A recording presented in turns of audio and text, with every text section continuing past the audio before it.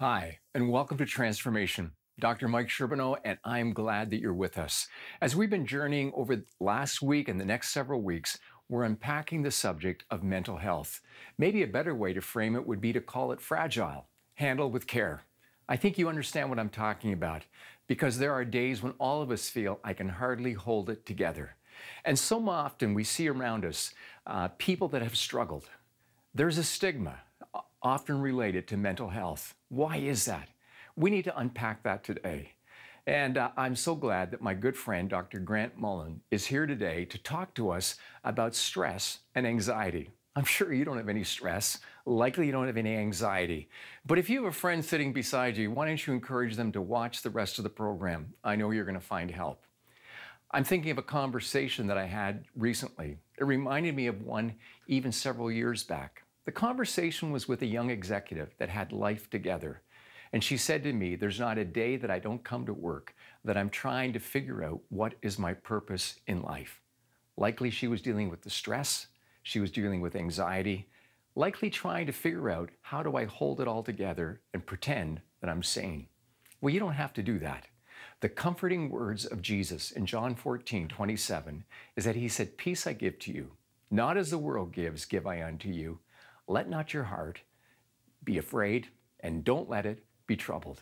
And we're going to talk to you about how that can become your reality.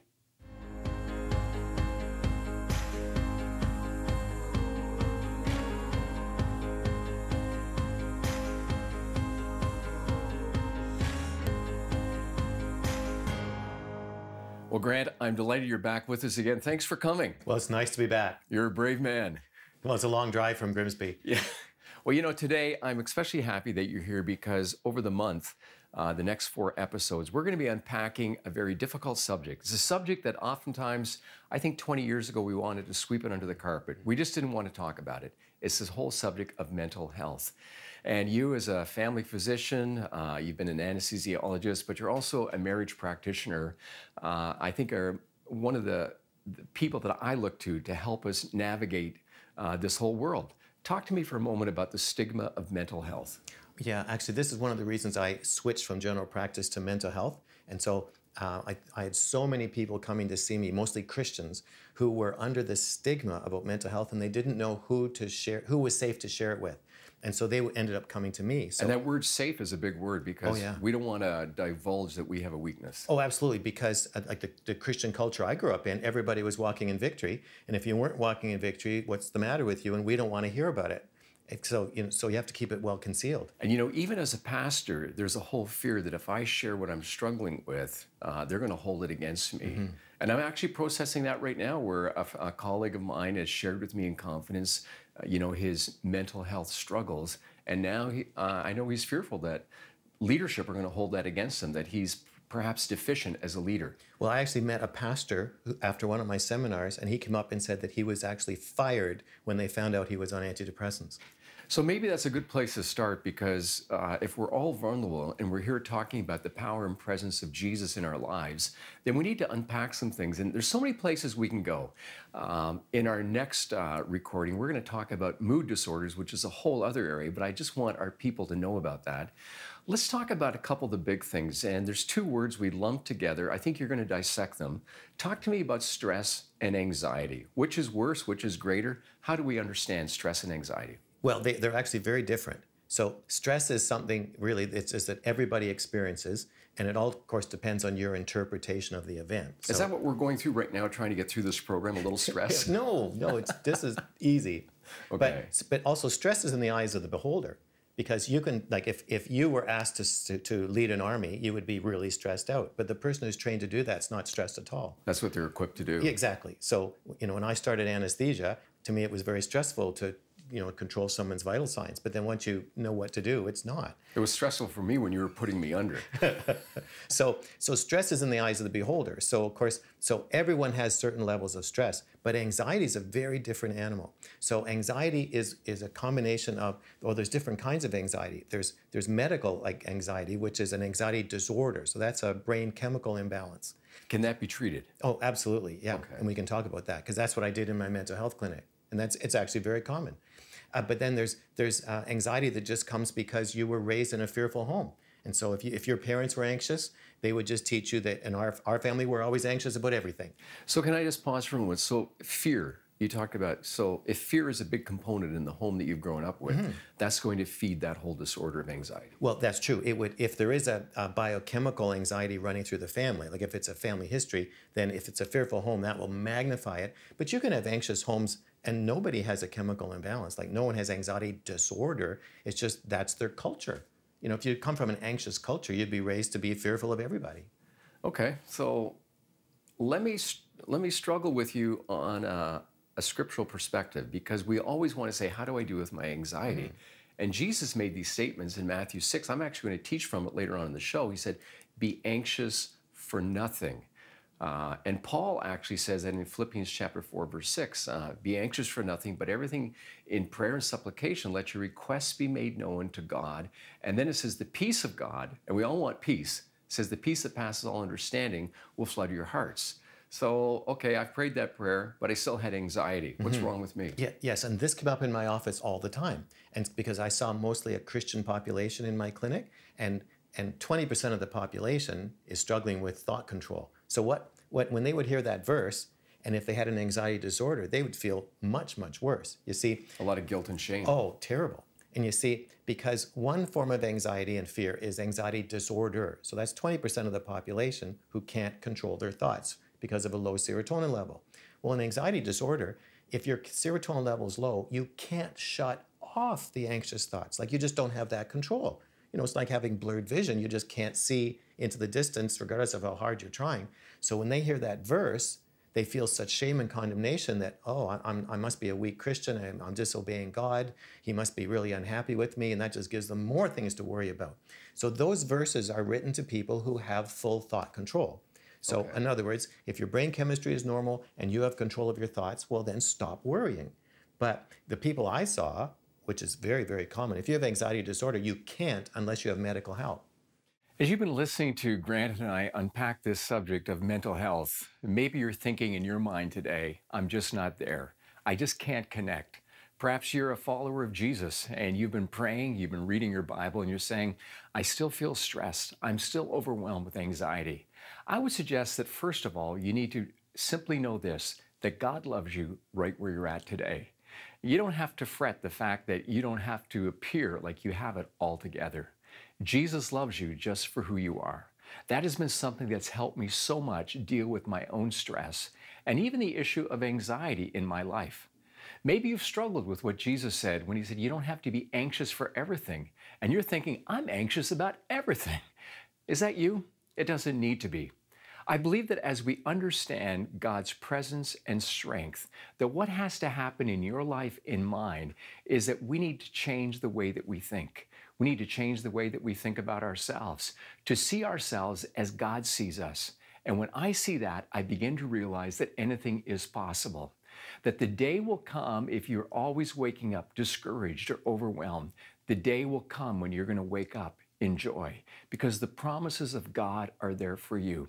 I want to remind you that God is walking with you. He will bring you through this. And later on, when I unpack the scriptures for you, you're going to see the hope that regardless of what you're going through, God is there with you. He's there, even in the waiting room that you're in right now. So what hope is there in that situation? Because there's a lot of times I just don't want to talk about it. So how's the anxiety disorder? Maybe before you talk about what hope, talk to me about how it's going to manifest itself in relationships. Oh, well, my goodness. If you have anxiety disorder, then that means you can't shut off thoughts you don't want. So in anxiety, you're afraid of everything. I mean, you can have phobias about certain things, but what's more common is just everything makes you fearful. So that really disrupts relationships, relationship with God, relationships with the people, your occupation. It's very, very disruptive in life. But there is hope. Like these things are very correctable. Like there are medicines that will correct that chemical imbalance, give you back thought control so you can think clearly, the same way an optometrist can give you glasses, then you can see clearly. So sometimes there's a stigma with medication. Well, I have to take the medication forever. Talk to people who are struggling with the whole thing of, if I'm really trusting in God, and we hear people say this even on television, if you really have faith, you're not going to need those things. Let's unpack that. Oh, I get emails all the time. Like this year, there's some very prominent people in Christian media who are saying that it's just mind over matter. You can just think your way out of depression, anxiety, and all that, and that you don't need medicines, and medicines are bad. It's a crutch. It's a tool of Satan. It's a secular treatment for a spiritual problem. And so what my answer to that is, would you take your glasses off and then just, expect to see better because you choose to? Well, I know today that if I want to read anything, I'm going to have to put my glasses back on. It's only pride that's keeping you and me with our glasses off right That's now. right. Yeah. That's right. But if we have medicines that will restore the chemical balance and give you back thought control. So if you're allowed to take medicines for thyroid trouble, why is there a stigma about medicines to correct your chemical imbalance? I mean, it's no fault of your own. It runs in families. So what's the solution? Because you've talked in brief about this, but how do we help more people? And I know you've given so much of your life right now and your energy to helping people understand this. Let's say I'm not in that 20% group, but I'm really struggling with anxiety. I know it's going to impact my marriage. It's going to impact me as a father, what I pass on to my children.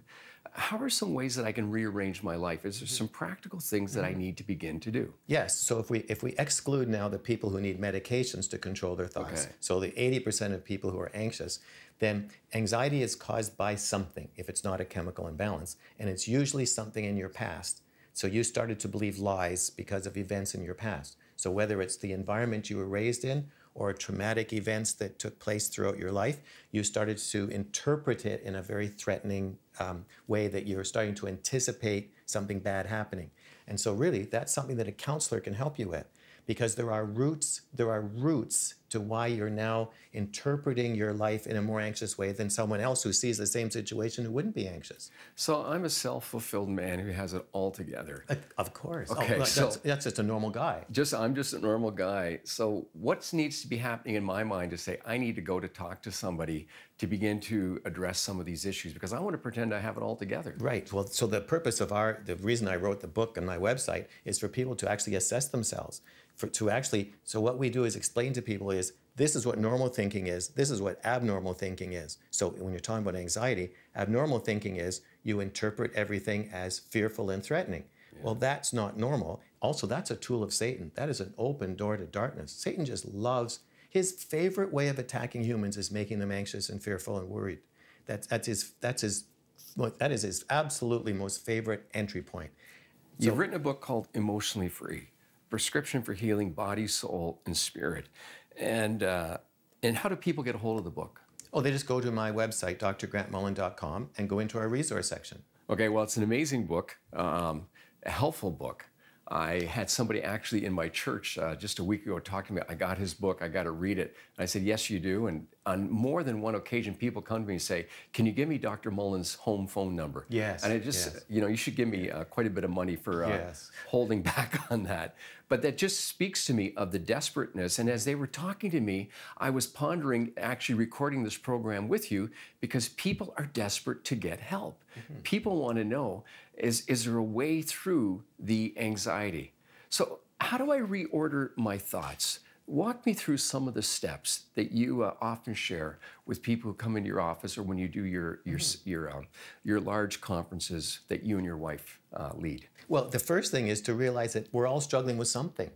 So in other words, just join the crowd. Just because you're struggling with something, don't assume that everyone else is perfect. So you've actually struggled yourself. Oh my goodness, yes. I mean, our marriage was falling apart. We had to go to a counselor. He walked us through the whole inner healing pathway. In fact, most of what's in the book is what we learned from the counselor when we went through our marriage crisis. So otherwise, I would have just been a typical guy, oblivious. Or you would have been a doctor and just said, let's increase the medication. Yeah, exactly. Yeah. Okay. It wasn't until God allowed us to hit a wall that he had to show me all these things through our own crisis. Pain is the greatest motivator.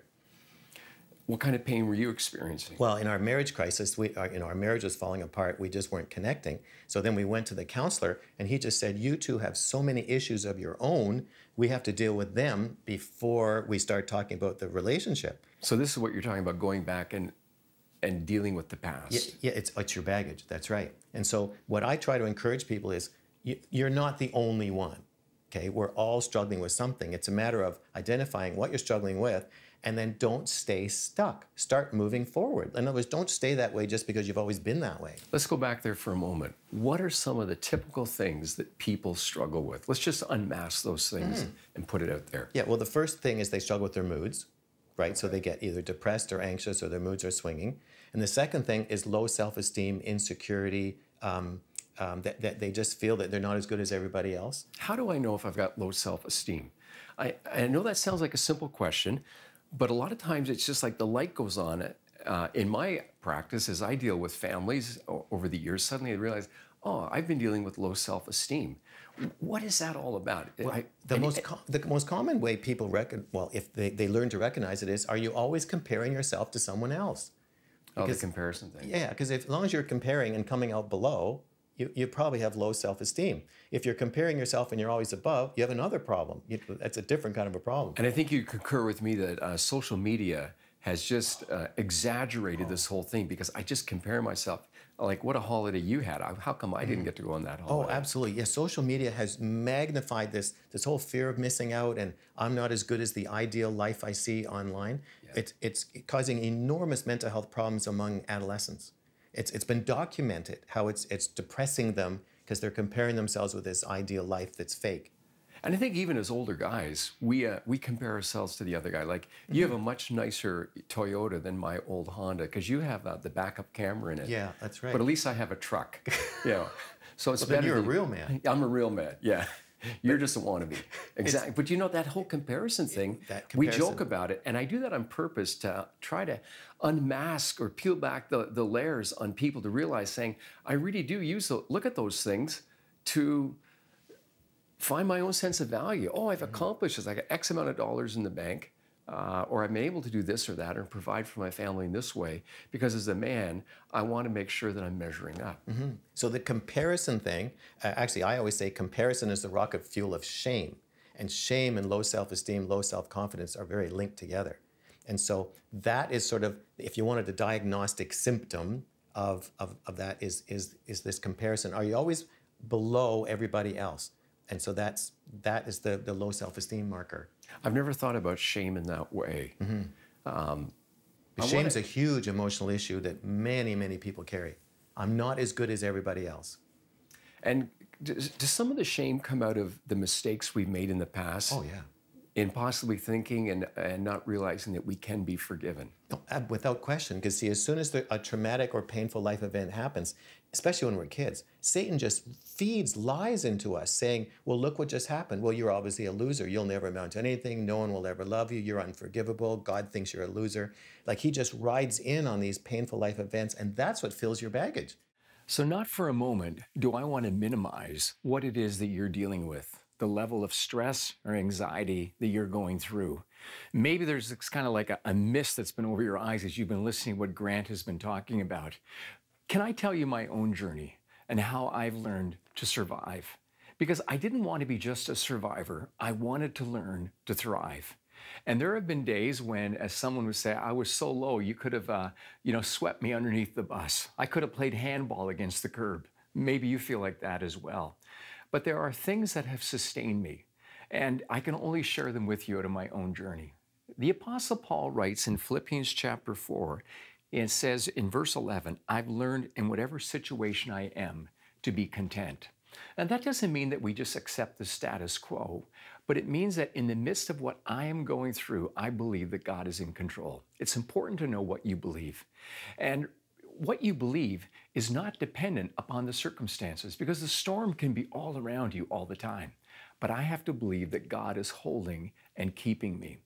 I also know what Paul writes later on, and he's writing this from death row. So if anyone has reason to be stressed, if anyone has reason to be overwhelmed with anxiety, it's Paul. And he says this, he said, my God will supply every need of yours according to the riches that we have in Christ Jesus. What are those needs? Well, it's the need for his peace. It's the need for his strength, and it's the need for his joy. And in a couple moments, I'm going to unpack that even more for you.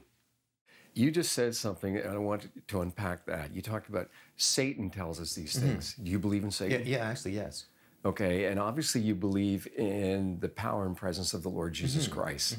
So talk to me about that whole dynamic in the context of our mental health. Oh, well, so the process of healing of your baggage, let's say, okay? So this is how we bring in the presence of, we recognize the presence of darkness and then use the presence of Jesus for our healing journey, is that the way we think is, if we don't have a mental health problem, is based on our past. So the events of our past and the conclusions we made about those events.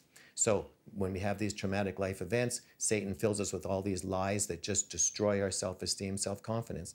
But the healing journey is to invite Jesus into those memories. And so what does that mean, to invite him into the memories? Well, if you're actually having a prayer ministry appointment, so to me, prayer ministry counseling is the most effective way that I've ever experienced myself or observed for people to get rid of their emotional baggage. Because they see, rather than being taught how to cope with your past, Jesus wants to heal it. So you don't have to. There's such a difference. Oh, it's enormous. So one is palliative. You're just, this is the way you are, and here's how you try to manage it. But Jesus says, no, I want to take that away. I went to the cross to take away your sins and your baggage. And so what we do is we ask Jesus, in a prayer ministry counseling session, you actually ask Jesus, okay, let's go back to that memory. And what happened? What were the lies I believed about that event? And then Jesus, could you tell me what's the truth? What really happened? And what did I misunderstand that you want me to know? I'm kind of smiling as you're telling me this, because I was having a flashback that this probably wasn't what you were taught in medical school. No, without question. Like, your peers must think at times, Grant, you're just going down a rabbit trail. Yeah, well, not worse than that. Yeah, worse than that. And yet I think of a very close friend of mine, my own family physician. A number of years ago, we played hockey together, we hung out together, and I didn't realize he was struggling with depression. And eventually he killed himself, he took his own life. And that was heartbreaking when I discovered that, because we would often talk about matters of faith, but he was kind of standing back, and he put on that whole facade, I've got it all together. And only a couple times, on the way home from a hockey game, would he share some of that journey that he had. And I wasn't perceptive enough to realize how far down that road he was actually going himself. We hide that because we're ashamed, right? And so, especially pastors and doctors, we hide the most because we're supposed to be helpers, not helpees. But Christians are the worst. Christians were the toughest people to treat because they want to maintain the facade that they're in control. They take every thought captive, their minds are renewed, and they're absolutely transformed the moment they're saved, and that they're always walking in victory. And if they're not, they're ashamed, because I had people say, I'm the only one, I can't admit to this. Grant, I'm excited because November 1st, 2nd, and 3rd, you're going to be at the new church we've just started, North End Church. And we're going to be unpacking some of these things. You're also going to be doing on the Saturday an event especially for married couples, but on the Friday night, and of course on the Saturday morning, but Friday and Sunday, we're just doing some general sessions where we're unpacking some of these lies that Satan feeds us so people can discover emotional wholeness and emotionally free. Just take a moment and talk about the title, Emotionally Free. Oh. What that means, how that started out from your own journey. Oh, well, when we went for our marriage crisis and the counselor explained that we were so tied up with our baggage, that it's when we got rid of our baggage, we experienced a level of freedom we didn't even know was possible because no one had ever explained that to us. And we'd been Christians our whole life. And so we suddenly, like, Kathy was so much easier to live with when I dealt with my baggage. You said that so nicely. Well, it was a hard lesson. Yeah. And it's because I had no idea that Jesus came to take away my sins and my past and my baggage. That was a whole new experience for me, and I'd been a Christian my entire life in leadership, and no one had ever told me that. And so that's why the title of the book is You Can Be Freer Than You Ever Thought Possible. In other words, all these things that you're struggling with, you don't have to. Wow. I just love that. You don't have to be struggling with those things. But Satan doesn't want you to know that. He doesn't want you to know that.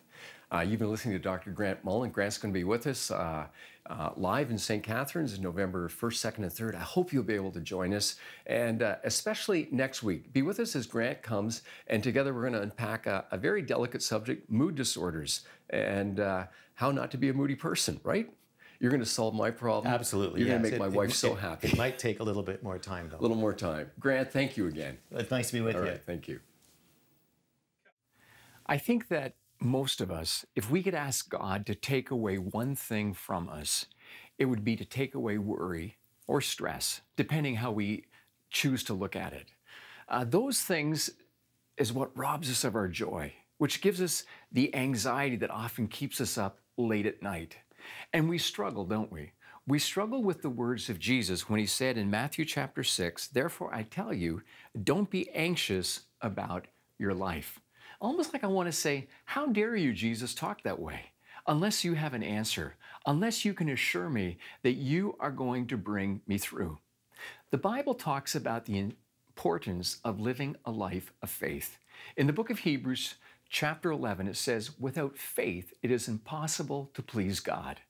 You see, faith is what enables us to see the shore even though there's fog in the way, to believe that the shore is actually there, to believe that God is guiding us through, that He will carry us through. And faith becomes the distinguishing factor of those who profess to be followers of Jesus. I'm not talking about blind faith, but I'm talking about faith that's based on the promises of God. When He says, "My God shall supply all your need according to His riches and glory," Philippians 4:19. Or when David said in Psalm 46 that God is our refuge and strength, a present help in time of trouble. What's your trouble? Well, Jesus unpacked 3 kinds of trouble, and it's all related to worry. If you have your Bible, open it up to Matthew chapter 6, or maybe look at it on your phone app, but I want to invite you to read these words with me, because Jesus says, don't worry about your life. The idea of your life is a comprehensive term. It means that everything that you could imagine. You see, worry is what wants to choke or strangle the very life out of you. The German word for worry actually means that, to choke or to strangle. Think about it this way. I understand that you can take a glass of water in which are found about 60,000 million droplets of water. And guess what? In its right capacity, that's enough to create fog that would envelop 7 blocks of a city. So take a gallon of water or 2, and it could virtually cripple an entire city. Imagine such a small amount doing that. Jesus understood how worry can shape our life. And so he says these things in Matthew chapter 6. He says, don't worry about the small stuff, because the Lord is your master. By that, he's saying what you're going to wear or what you're going to eat. And then he says, don't worry about the big stuff, about how long you're going to live or what's going to happen. Because when you're trusting in Jesus, you know that you are holding on to Him. It's like an anchor that keeps you sure and steadfast. And Jesus also says in this passage in Matthew 6, he says, we don't need to worry about the in-between stuff. He says these things, which of you can be anxious, by being anxious, can add a single hour to a span of life? And why are you anxious about clothing? Why are you anxious about so many things, saying, what are we going to eat or what are we going to drink? But he says, your Father in heaven knows what you need. We have a Father who knows what you need. He knows that you need Him above anything else. So why not invite Him to meet you at your place of need right now, today?